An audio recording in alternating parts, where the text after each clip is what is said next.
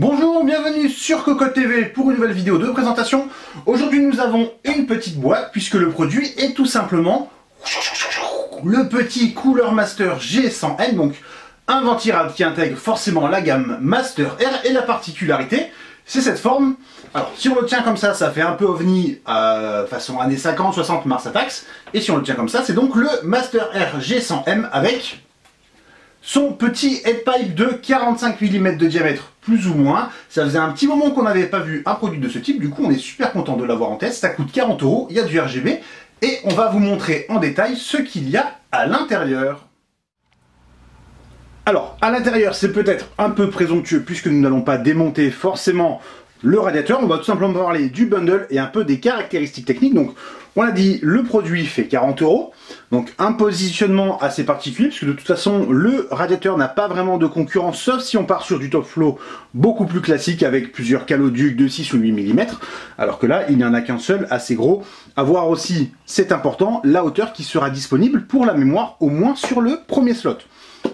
Le bundle est particulièrement simple. Nous avons de la visserie, de la pâte thermique, de la visserie.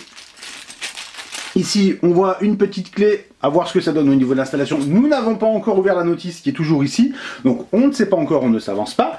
Une backplate en plastique, les différentes pattes de fixation bien entendu, et enfin, tout ce qu'il faut pour contrôler le RGB avec une toute petite télécommande filaire qui va se fixer en Molex. Il y a aussi en bundle un adaptateur mal pour le 12 volts RGB, connecteur à 4 broches, qui est ici, tandis que le ventilateur est aussi en 4 broches PWM. Il va tourner jusqu'à 2400 tours par minute. On va regarder pour le minimum un petit trou de mémoire.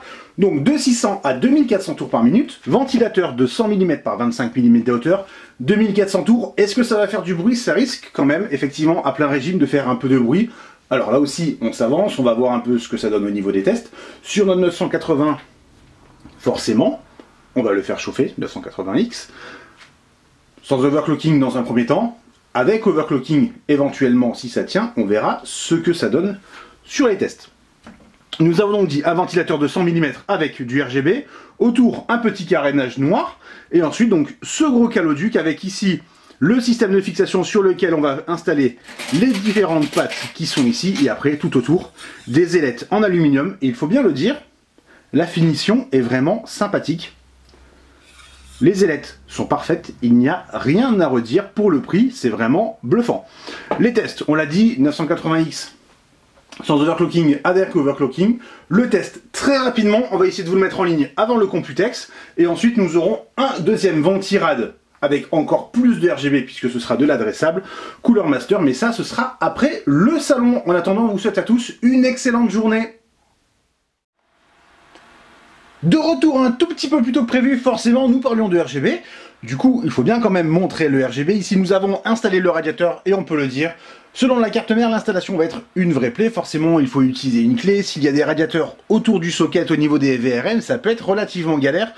Sur notre vieille Asus Sabertooth en 1366, pas de gros problème, néanmoins il a fallu tourner par millimètres, c'était assez pénible sur l'arrière du produit. Bon, cela dit, ça a pris 5 minutes, voilà, c'est fait.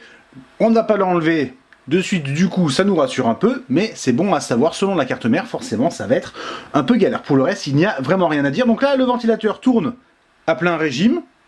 Ça fait un peu de bruit, ça reste relativement contenu.